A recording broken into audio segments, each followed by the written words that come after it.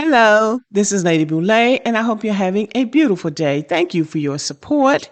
Thank you for your comments. Thank you for your thumbs up. And thank you for subscribing to the channel.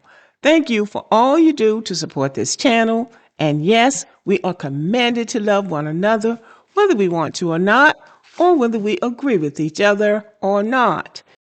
Shout out to Jacqueline Thomas, Edith Pierce, Kat Ferguson, Dee Howard, Tone Camp, Gregory Wilson, Phoenix Henson, and Positively Diana. Thank you very much for supporting the channel. And today I'm going to talk about something that hurts a little bit, I think, for most of us. And we're disappointed, but it is what it is. But we didn't know how they felt about us. We didn't know these black immigrants coming to the United States had so much disdain and animosity towards us. We just didn't know. And I'm a Southerner, so I really didn't know. But anytime I have been around immigrants, they have said little slick things. I see that now. And I'm not around them that often. I have lived in New York and I have lived in Atlanta. I live in Tuscaloosa and I live in Atlanta now. I go back and forth from Tuscaloosa to Atlanta. And I'm not around them that much. I know there are a lot of them in Atlanta, but I'm not around them. They're not around me. But we didn't know how they felt about us. And that it has come as a surprise. And there is a saying that hell hath no fury like a woman scorned. Well, I think that can apply to an ethnic group or a lineage that's scorned for no reason. We haven't done anything to these people. We have done nothing to these people. In fact, we are the reason that they are here in the United States prospering and bragging and boasting. But when you know, you know. And now we know. And there's a couple of things that they need to understand. Number one, white Americans don't care more for them than they do for us. We are the ones who put them on. We are the ones who made them rich, not people from Haiti or Jamaica or Somalia or Nigeria or anywhere else. Our ancestors made this country wealthy, and that's documented over and over and over again. So it doesn't matter what white supremacists say, and it doesn't matter what these black immigrants say. Our ancestors made this country rich.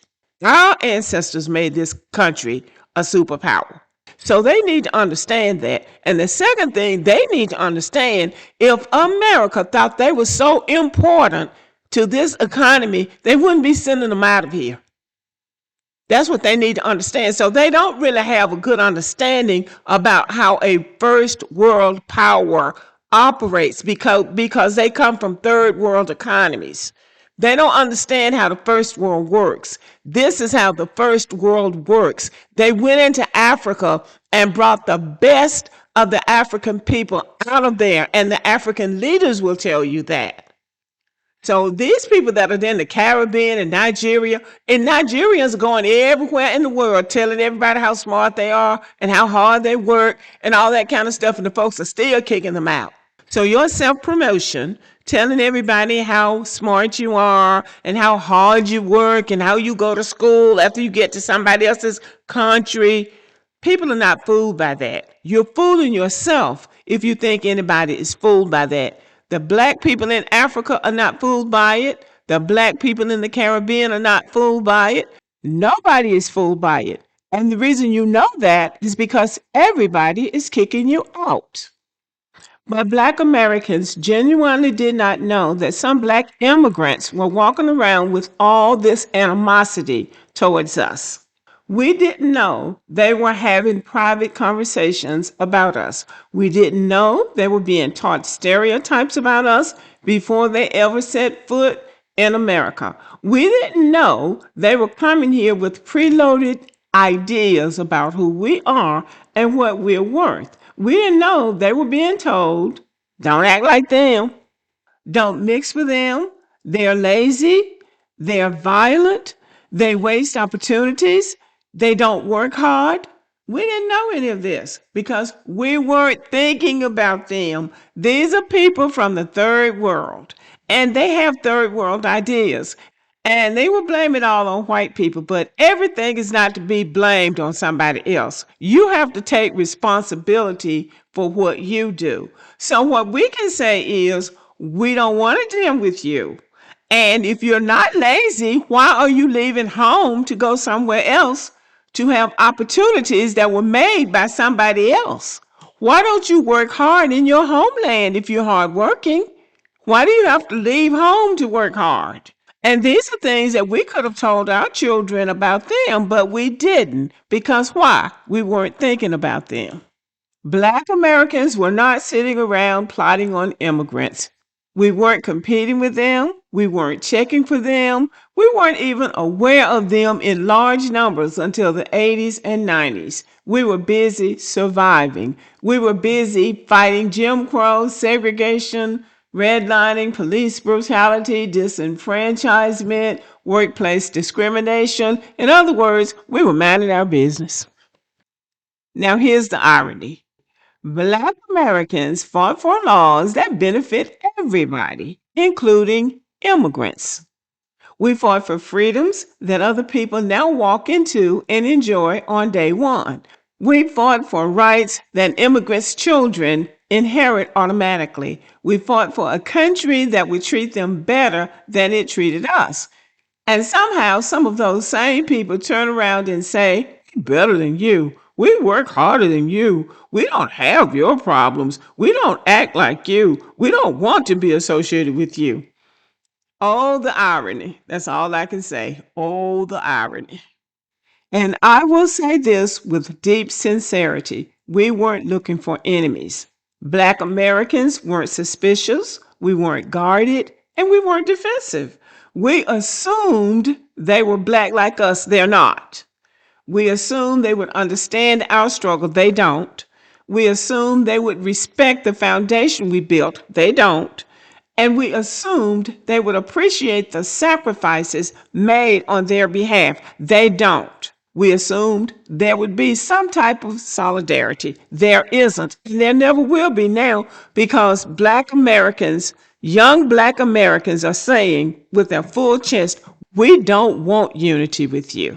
And that's like, it's almost like, I don't even know how to express it, except that you made enemies out of people that wanted to be your friend. And now, when you really need a friend, because Donald Trump is not the end of all of this, I'm going to run you out of here. What he is doing is completely legal. And Black Americans are not saying a word about what he's doing, even though he's hurting a lot of people.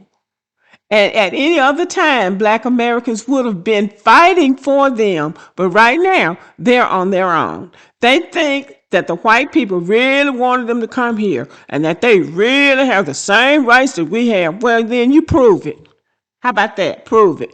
So now we have the clarity that we need concerning these people. Now we know that we have to protect our culture.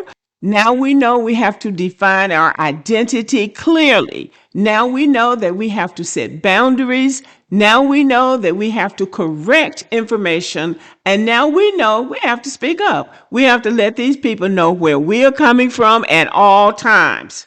We didn't know that before, but now we know. Black Americans didn't know how deep this animosity or whatever this is these people have. We didn't know how deep it ran. We didn't know how deeply the resentment ran. We didn't understand how much disdain they felt for us. And we didn't know about their preloaded narratives. What we do know is they come from the third world. And we don't have to go into name calling. We don't have to go into how poorly their countries are run and what their living conditions are in those countries. All we have to do is set boundaries and keep them out of our spaces to the best of our ability, and to let them know they are not us. We don't want to be them. We don't want their life. We don't want their tribe. We don't want their language. We don't want anything that they have, and they can't have our stuff either. Okay, y'all, let me know what you think about this video. And you know, the fact that we didn't know how they felt about us, but now we know. Let me know what you think about that, and have a good day.